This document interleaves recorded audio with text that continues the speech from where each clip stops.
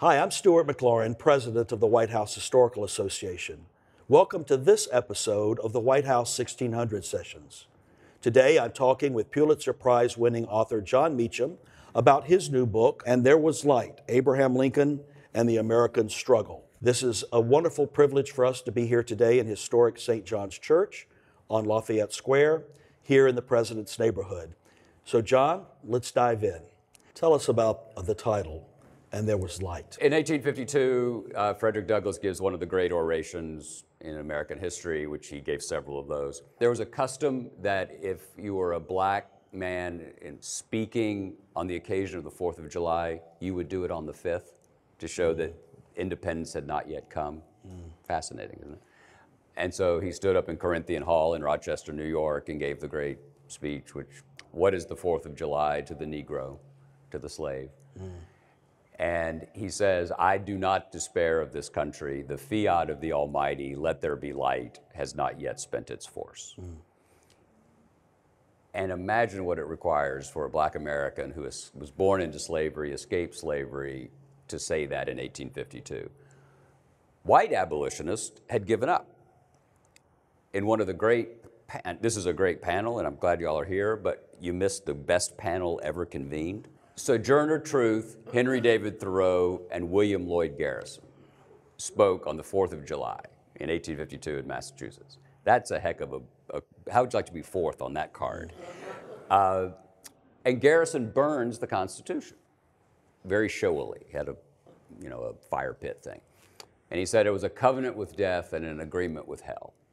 And that a true abolitionist could not be part of American politics because it was simply to enable a racist and fundamentally corrupt order. And Douglass said no. He said, I don't want union with slave holding, but I know we're going to have union with slave holders. It's a very sophisticated, brave, deep thing to think. And Lincoln shared that. So it fell to him to shed that light. And I'm not trying to, not that Abraham Lincoln needs me to argue his case. I'm not trying to deify him at all. But I have this theory, particularly in our own time, and I don't think we do ourselves any favors by either looking up at the past in a mindlessly celebratory way or looking down on it in a condescending spirit of cancellation. But I do think if we look it in the eye, that at least gives us the capacity to then, when we look ourselves in the mirrors, we might see ourselves more clearly. Arthur Schlesinger had a wonderful observation. He said, self-righteousness in retrospect is easy, also cheap. It's a brilliant insight. And so to look back is not to excuse, but we do need to explain, not least because, at least I believe, that the moral utility of history is not to make ourselves feel better about ourselves, as if it were kind of a historical Zoloft, but to see that if even the best people in the past could be so woefully wrong, what are we getting wrong? And while we still have time, why don't we fix it? So that smart alecks like me in the future won't have so much to hold us to account. There have been many books written, much said about Abraham Lincoln. I was misinformed about that. Yet you chose to take on this great subject. Yeah. Why another book on Lincoln, and why now? Well, the late David McCullough once said that if you can't find exactly the book you want to read, you should write it. And I wanted to understand not just how Lincoln had done what he did, but why. Anti-slavery politics it wasn't a winner. Kept losing in Illinois. He only got 39% of the vote when he ran for president in 1860. At several critical moments, he decided to do the right thing as opposed to the politically opportune thing. And if you see someone as entirely political, there's always a different political course. That's a 51-49 world. And that's what happened in the 1850s. And so I was curious as ever about, is there any light that can be shed? History isn't really a GPS system. You can't type in coordinates, I want major domestic legislation or whatever, and turn these two ways and you get there.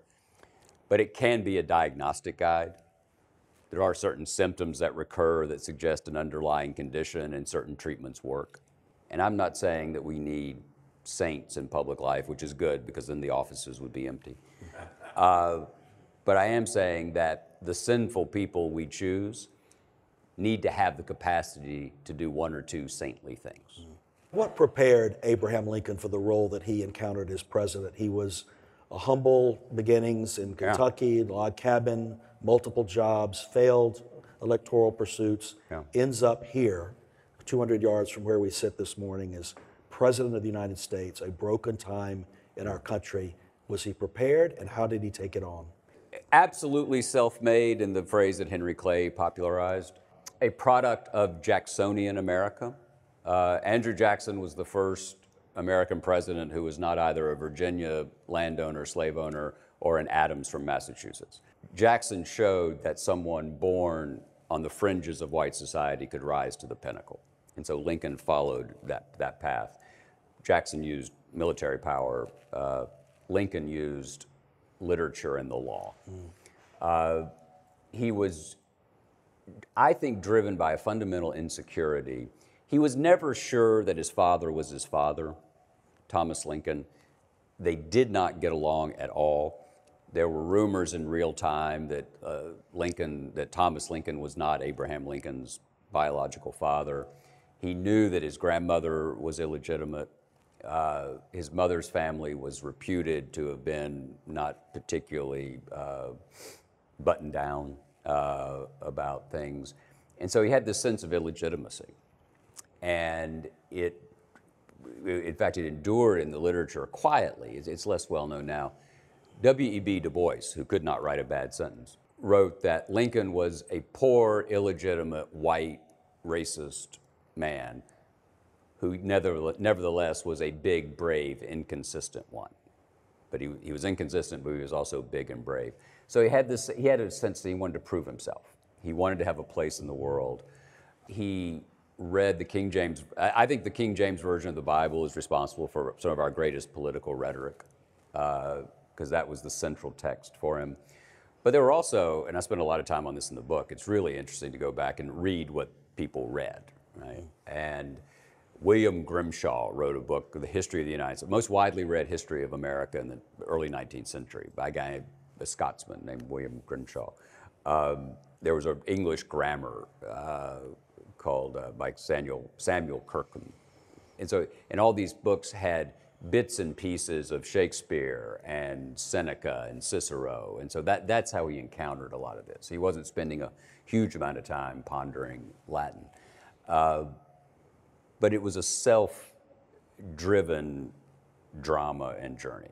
The law was the natural thing to do. He was a failed storekeeper, which meant bartender and bootlegger. And I have a theory that we actually all owe modern America to a man named Samuel Hill. Samuel Hill was a guy who owned a store that Lincoln worked in. Lincoln fell under the spell of Thomas Paine's religious skepticism, and apparently wrote a tract denouncing God, religion, organized faith. Samuel Hill reads it, opens the stove and throws it in and burns it. Because an open atheist in American politics in the 19th century, that was not a sure path to power. So we owe Samuel Hill that. Politics then and somewhat now was a path to that kind of respectability. And so he won 4 terms in the state legislature, 1 term in the House, which was quite consequential, actually. And the anti-slavery convictions were there from the beginning. In the state legislature, he was one of 2 Illinois lawmakers who authored and tried to pass a resolution declaring that slavery was founded on injustice and bad policy. And the other guy was leaving for a judicial appointment, so he didn't have to deal with the voters again. So Lincoln was the one person who had political skin in that game. And I think the origin of the anti-slavery conviction ultimately begins with his childhood. His parents were part of anti-slavery Baptist denominations in Kentucky. Now, if you doubt providence in America, think about this. How many white anti-slavery Baptists could there have been in the Commonwealth of Kentucky in 1809? There weren't 1,000, a couple of hundred. But Thomas Lincoln was one of them. And Lincoln would memorize sermons and preach them to his playmates. It's why he was kind of a lonely kid, I think. Like, hey, let's go over to Abe's. And actually explains a lot about my childhood, too. But he grew up with this. Now, it wasn't all entirely moral. Thomas Lincoln was a struggling white farmer. Struggling white farmers were against slavery, possibly because it was wrong, but that was usually incidental. They were against it because an aristocracy of race foreclosed their own economic opportunities. So I'm not lionizing this, but still, it's a reality that he grew up in a world where they wanted to at least limit slavery. We are here in historic St. John's Church. We've referenced Lincoln's pew in the back. We know that he also attended New York Avenue Presbyterian Church, just a couple of blocks from where we are. Talk about the role of faith with Lincoln as president. Faith, conscience, how did places like this console him, inspire him? Faith in the life of Lincoln as president. Yeah. He was in no way a conventional Christian. He never accepted Jesus as his savior. He never thought that the Trinity made sense. Not that he wasn't alone in that. The deepening was not a journey to traditional Christian faith. The journey was a deepening of what is the extent of my duty to act on what my conscience tells me to do. So part of a trope in Lincoln scholarship is he grew in office. You all are in Washington, you know that the translation of growing in office is someone came to agree with me, right? I mean, that's what it means when you say that. Actually, Lincoln's opinions about slavery were remarkably consistent. I just mentioned the state legislative years. When he was in the House, he lived on Carroll Row, which was a group of houses owned in part by Duff Green. He lived in a house run by a woman named Mrs. Sprigg that is thought to have been a stop on the Underground Railroad. It was called Abolition House. Joshua Giddings and others were there. He knew the people he was boarding with. And so he was, not that he was a leading abolitionist, but that was the air he was breathing.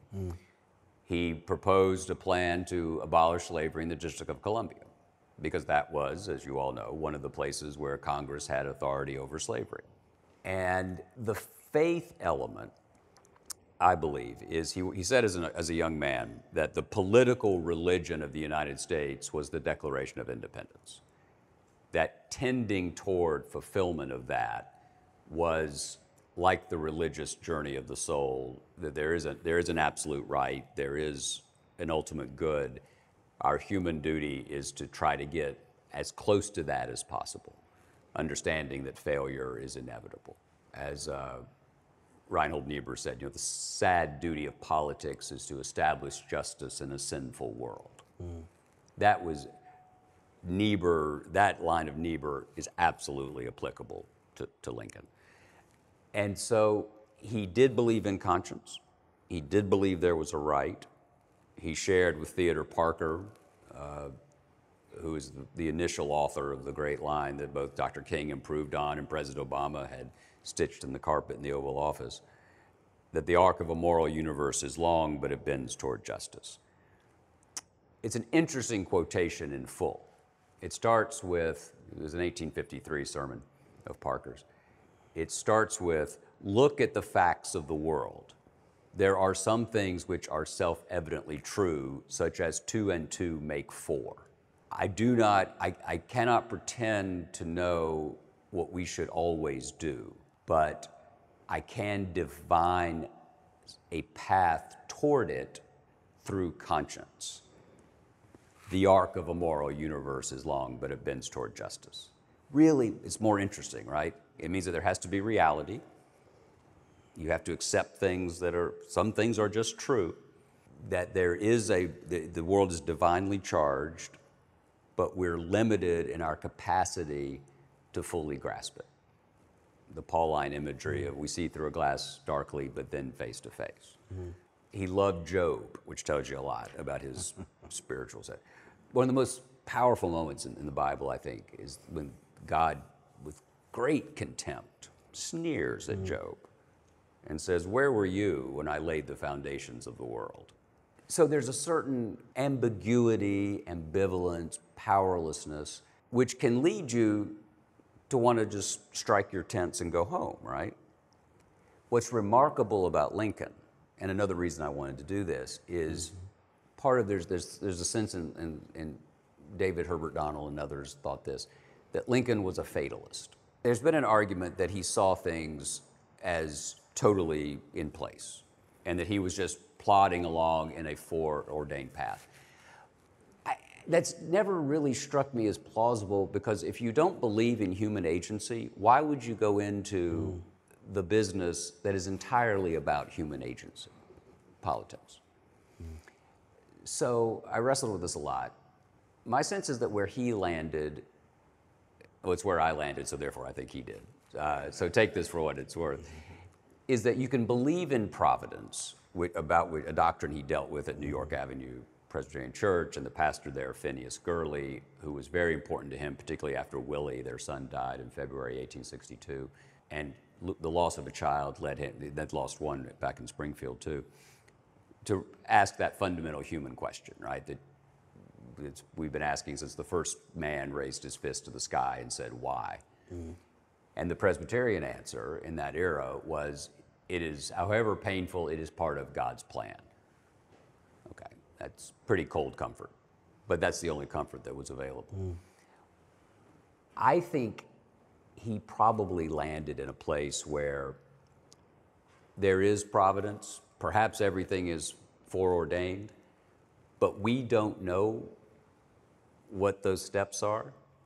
So God can know how it's all going to turn out, but we don't. And so we still make those decisions. So I think he ends up delivering what I think is one of the most profound theological statements ever uttered in the American public square, and probably ever uttered by an American president. On Saturday, March 4th, 1865, second inaugural, there's been a terrible storm. You can barely get up Pennsylvania Avenue because of the mud. It's the first integrated crowd in Washington, really, because there were so many black Union soldiers. He sits there. Andrew Johnson has, had 6 glasses of whiskey because it was breakfast.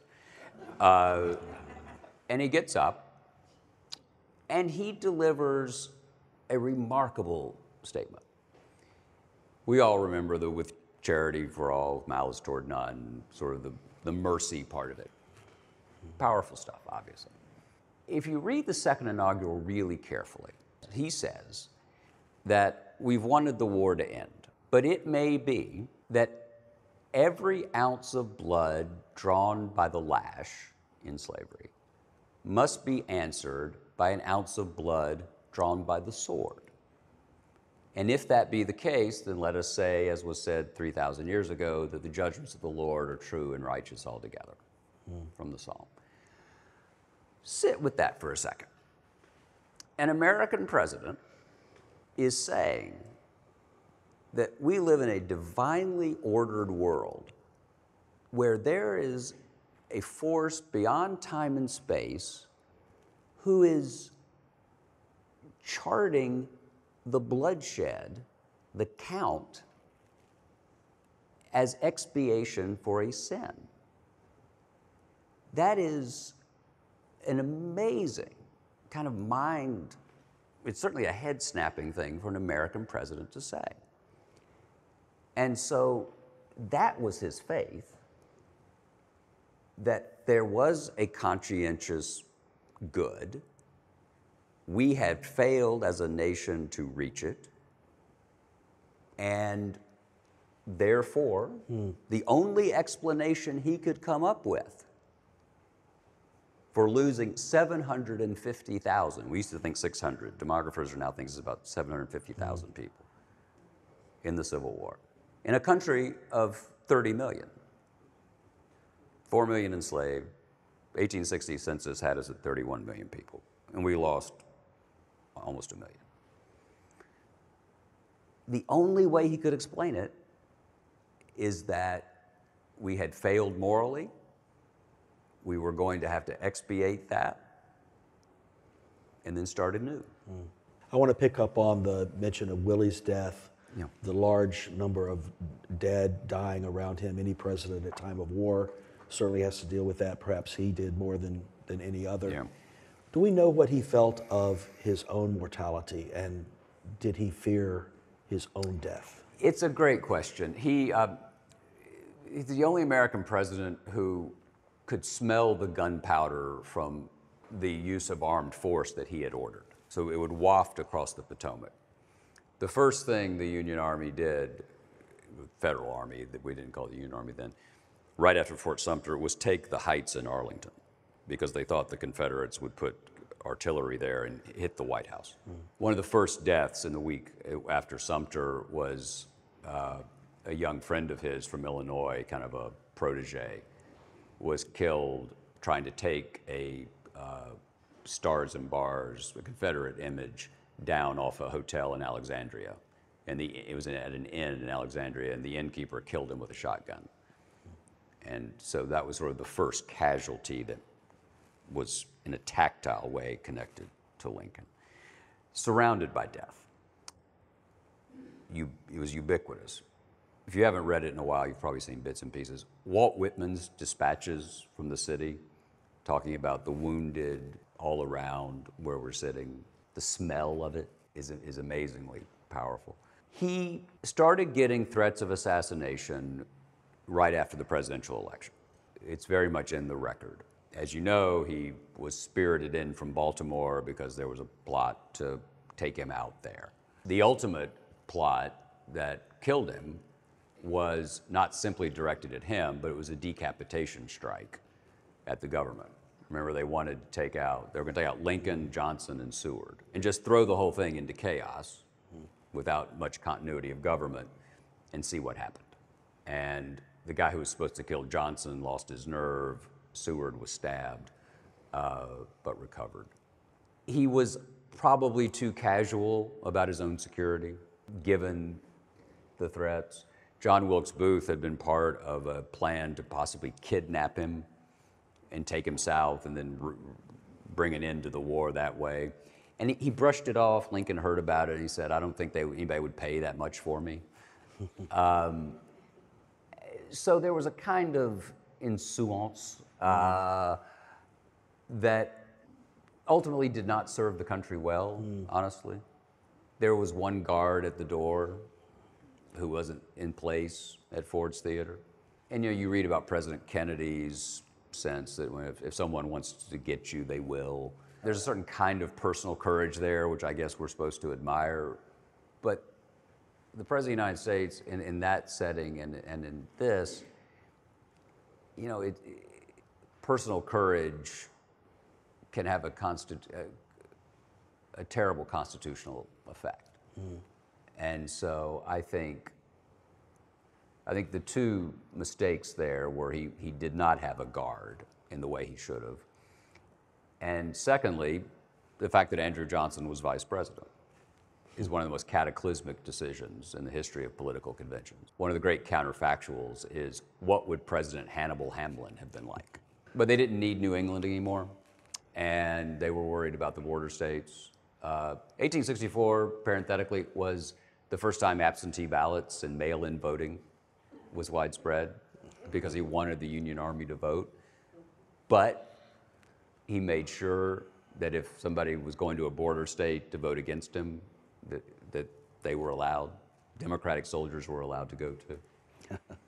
I want to ask you a legacy question from this standpoint. how he is currently seen, perceived, even invoked.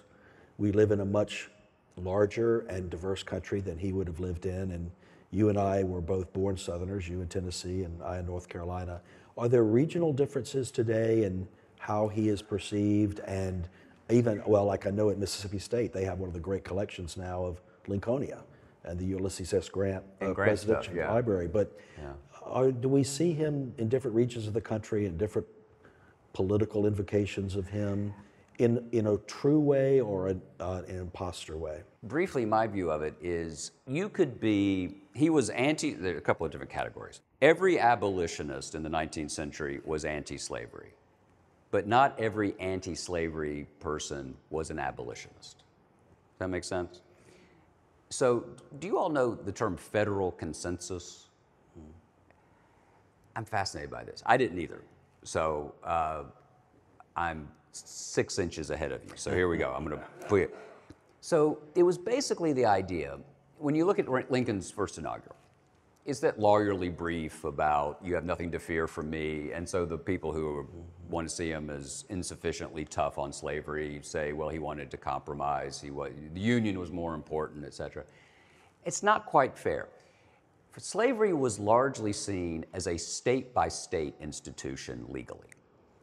And so when in the Constitution, which had obviously its pro-slavery elements, he was very clear that the federal government controlled slavery in the territories, it controlled in the District of Columbia, controlled it at forts and installations, and that was his sphere of influence. What he was very careful to do was not overstep that, because there was a federal consensus, meaning states' rights, federal, that what the abolitionists were trying to do was get states to abolish slavery. And in this kind of post-1865, post-New Deal world, we think, well, of course everyone's always petitioning the president and the Congress to do something broad and federal. But that wasn't really that wasn't a mainstream option until the crisis of the war brought the 13th Amendment into being. I'm not trying to downplay all this, but it does help explain the actual world in which he moved. And he also saw that it wasn't just about, when you want to limit slavery, it wasn't just about moving it west, Arizona, New Mexico. Remember the great Crittenden Compromise, senator from Kentucky, right after the election, puts on the table a deal that was going to take the old Missouri Compromise line, take it to the eastern border of California, let slavery take root in Arizona, what we now think of as Arizona and New Mexico, and then we would just, like Americans always did, that would be a useful compromise, right? He said no. Charles Francis Adams of Massachusetts was for that. Seward was for that. 20,000 merchants in New York sent a petition saying this is the deal to take. It was what all the clever people on cable news would have said do at that point. Lincoln said no. Why did he say no? Because he understood something about the South that those folks either didn't appreciate or didn't care enough about, which is that the vision was not to go west. It was to go south. It wanted Cuba, parts of Mexico, Nicaragua. In 1857, a Tennessean named William Walker launched a filibuster, original meaning private military expedition to take over other people's land, takes over Nicaragua and reinstitutes slavery that the Spanish had abolished. It lasted about 18 months. The idea was, if you forced the federal government, if you forced Lincoln as the first Republican president to concede just a little bit, that this project could take place. And it was called the Golden Circle, the Knights of the Golden Circle. And Cuba, Havana was going to be the economic capital, Richmond was going to be the political capital, and it was going to be a slave empire that would have taken slavery well into the 20th century. And if that sounds implausible, why? Why would it be implausible? So he wanted to stop that. He was not a racial egalitarian. One of the things you want to reach back and grab him by the neck by and say, why didn't you see this, is he was the greatest advocate and articulator of the idea that the Declaration of Independence included black people. Stephen Douglas said no. That's what that 1858 race was about. But Lincoln didn't follow the logic of his own argument to say, therefore, citizenship, equality, integration. He didn't get there. So that's where a lot of the tension comes from. I have one final question, and I'd like to invite our friends to come to the microphone for audience questions. But my final question is, if you could have dinner with Abraham Lincoln tonight, what would you talk with him about? And it would be really unusual. Would you be more interested in what he would say about his time, or what he may want to know about life after his time? I think he would be probably more interested in what we're doing. He was very much about not losing touch with the principles of the founding generation.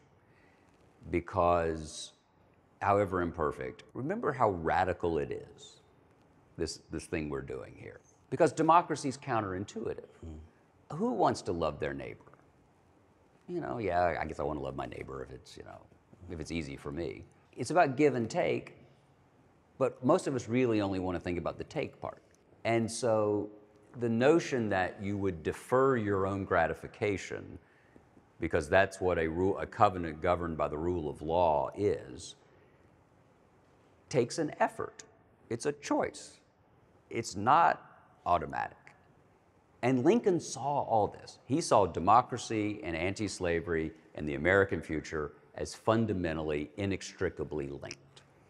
When he says last best hope, he's talking about global situation. The phrase, of the people, by the people, for the people, I never can get that right, whatever those are. The great line in Gettysburg, it comes from a Hungarian, Louis Kossuth. Who here had Louis Kossuth on your bingo card? Who was the great 1848 revolutionary in Hungary. Came here, he was like Lafayette when Lafayette came in the 1820s. Feted all overs. Legislatures had Louis Kossuth Day. And he wrote on democracy because they were challenging the empires of Europe. Lincoln saw this as a continuum. These were linked struggles. And that if popular government failed here because an aristocracy of race insisted on its own way and not those principles of the Declaration, then democracy around the world would fail. And so what I think he'd want to know is, what's the report card? Great. Questions? I grew up in Quincy, Illinois, where the Lincoln-Douglas debates happened. One of the debates happened. How did those debates influence Lincoln? And did other people like Mary Lincoln, his wife, influence him along his journey to see the light? Lionel Trilling, the great literary critic, once wrote about Fanny in Mansfield Park in Jane Austen's novel, that an evening with Fanny would not be undertaken lightly. An evening with Mary Lincoln would not be undertaken lightly. In fact, the reason the Grants were not in the box at Ford's Theater is Julia Grant couldn't stand Mary Lincoln. And so they invented an excuse. They were invited to go to the theater. We have the notes. Grant said, the president's asked us to go to the theater, I think we have to. And Julia Grant said, tell them we have to go see the children, who were like in Illinois. I mean, it was pretty bad. You know, it was not a good excuse. So that's a complication. The Lincoln-Douglas debates were vital for a couple of reasons. One is he had to hone his arguments. He worked through things. The speeches are amazing for that. They're probably ungivable today in a way, because he would argue every point and then make his point. The other thing that's important culturally about them is it was really the first great national political event to be covered in the print press, in the sense that all those transcripts went everywhere. And so it was not unlike a couple of Senate races that are unfolding now, where it was seen as hugely important beyond the borders of that state. Thank you. Would you say a bit about the decades, 20, 30 years in the run-up to the war, one looks at it now and says, my God, look at the carnage. Wouldn't it have been possible to reach some sort of a settlement? Is it as simple as the Southern senators wouldn't dream of that possibility, and both sides thought the war would be over, if there ever was one, in a matter of a day or two?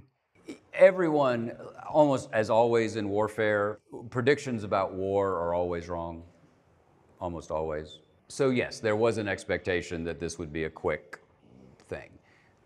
The great image, people taking picnics from Washington out to Bull Run and all that. And it became politically ever more difficult as the draft was required to keep the Union Army going. And in fact, he lost a lot of support in the North. That's kind of obviously in the popular memory, we have him as the great wartime president. He's Daniel Day-Lewis, he can do no wrong. He was buffeted on all sides. I mean, radical Republicans, as Robert raised, were to his left. White Democrats were to his right. Remember, slavery goes from being seen as, by the white South, as a necessary evil. That was the Constitutional Convention till about 1830. And then it begins to shift. What John C. Calhoun called a positive good. Why does it shift intellectually and culturally? Because they were being told they might have to give it up. When the Liberators founded, when abolition in the 1830s, when the telegraph comes in, there's new printing technology. Suddenly newspapers that are published in Boston can reach South Carolina. That was the information superhighway of the time. They didn't want to be told they were wrong. Mm. And they couldn't imaginatively get to the anti-slavery position. The war itself was seen by the Southern leadership as the necessary step because they thought that Lincoln's election was fatal to slavery. That's something that Lincoln's critics kind of gloss over when people say he was this reluctant emancipator. The South seceded and went to war because they thought he meant what he said. And so whether it was a year or 2 years, there's a powerful scene, again, somewhat resonant, of the governor of South Carolina saying in June of 61, so after Sumter, but before things have really gone, admits that that the casus belli was pretty contrived. They knew that slavery was wrong, but they just couldn't give it up. And so they had to create this rhetoric of an encroaching federal power for the ears of the South to rally them. So there's a cynicism there. I leave it to you to draw connections. We have 2 more questions. Well, first of all, Stuart, thank you so much for the White House Historical Association and what you do. I think we're all grateful for that and all the enlightening that you do with podcasts, et cetera. John, I love the title of the book, and I would just say on behalf of everyone here, thank you for the light that you are, not just with this book, but in various things that you've written. So thank you. It's an appropriate title. Clearly, you don't know me very well, but thank you. If I could, there was a very quick passing reference to Shakespeare and the influence that Shakespeare had on Lincoln, which was indeed profound. But I also wanted to recognize another insightful writer, the national poet of Scotland, Robert Burns. Burns himself, from a very young age, as I understand it, as a teenager, Lincoln was exposed to Burns, quoted him throughout his life, quoted him at cabinet meetings, and even at the end of his life had planned a trip to Scotland and Europe, but Scotland in particular, to pay tribute to Burns with Mary, and the fact that they read Burns together in the privacy of the White House and throughout their lives together. They had a profound love for Burns. So my question for you, those sources of light beyond scripture and faith, et cetera, who else, Burns, Shakespeare, who were the authors that truly impacted him as I think one of the greatest presidents that we had as a writer? He was the greatest, not only the greatest speaker, but the greatest writing president that we've ever had. Thank you. Yes, Burns is vital.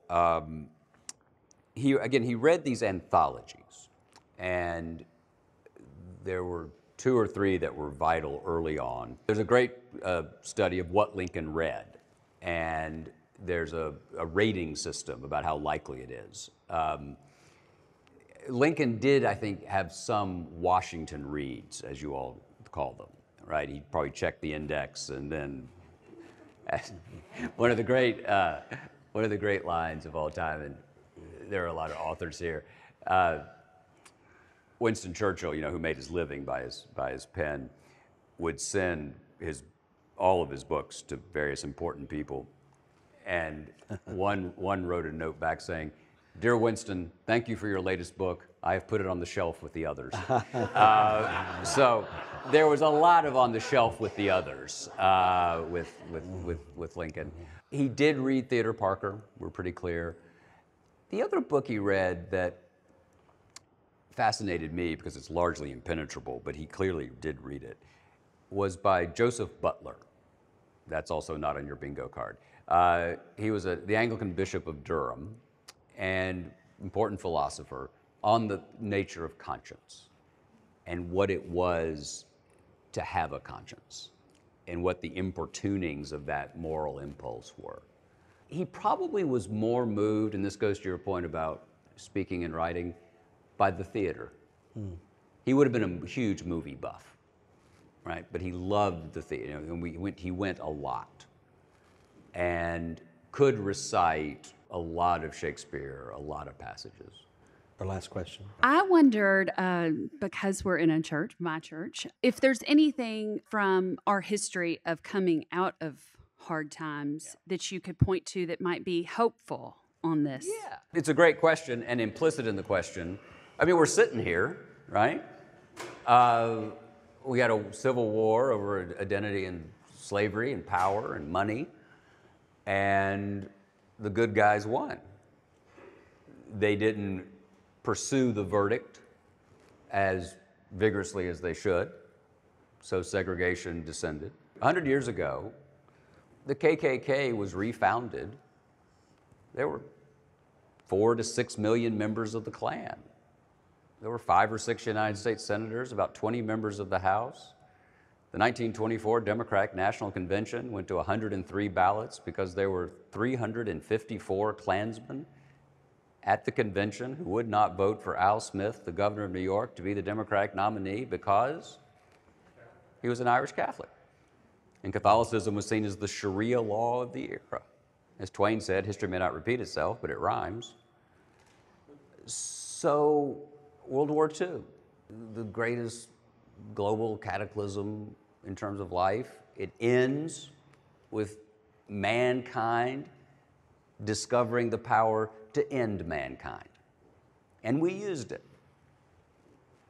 And yet, the post-war era becomes one of remarkable prosperity, eventual civil rights, Title IX, a Supreme Court that appointed largely by a Republican president, that desegregated the schools, acknowledged the rights of people to marry across racial lines, gave criminal defendants fundamental rights, created reproductive rights, an opinion written by a Nixon-appointed justice. Not bad, not perfect, and we shouldn't celebrate that as a way of saying, well, we don't have to do anything else. But the push and pull of history is just that. And out of immensely difficult times, we have managed to build and not continue to destroy. I don't like it when folks say we have to restore something. It's not about restoring, because there's never been a moment that's perfect. It's about realizing what the soul of the country can be. It's about activating that. One of the things history can do is remind us, to go to the question, that things have been horrible in the past. And we've chugged along. And chugging along, bit by bit, is what human beings do. Churchill once said, the future is unknowable, but the past should give us hope. And I believe that. John, what did you learn about Abraham Lincoln in writing this book that you did not know? I didn't appreciate how morally committed he was to limiting and ultimately ending slavery. I went in thinking, I kind of had the conventional view that he was a politician who was kind of dragged into it, military considerations, the war, that he wasn't very interested in it. And I think that's unfair. I said before, we talked before about growth. I don't think it's right to say that Lincoln grew as president. I think what I learned and what I would recommend to you all to think about is it's not that he grew, it's that he rose to the occasion. And what's so interesting to me about that is we all have occasions to which we can either rise or not. That's right. Thank you, John. Thank you, my very friend. much for being with us. Thank you. For those of you who have joined us for this episode of the White House 1600 Sessions, thank you for your interest in and support of the White House Historical Association. To learn more about our work, check out our website, whitehousehistory.org.